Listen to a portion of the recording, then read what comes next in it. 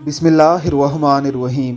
अहले अरब चूँकि अहले ज़ुबान हैं, यही वजह है कि आपने अरबों को तिलावत कलाम मजीद के दौरान ऐसे बिलक बिलक कर रोते हुए देखा होगा जैसे कोई बच्चा रोया करता है। कुरान मुक़द्दस के अल्फाज को समझने के साथ साथ इसके मफ़ाहीम को समझकर इसे पढ़ना ही दरहकीकत कुरान मुक़द्दस का पढ़ना है। आज हम एक ऐसी ही तिलावत कलाम मजीद आपके सामने लाए हैं।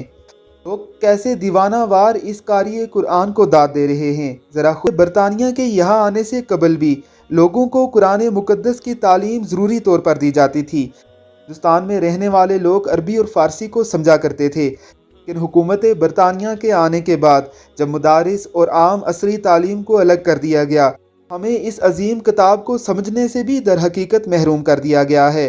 आज अगर हम तिलावत कलाम मजीद सुनते हैं तो सिर्फ ज़ाहिरी अल्फाज को ही सुनते हैं, उसके मतलब और मफ़हूम को समझने से हम आरी हो चुके हैं।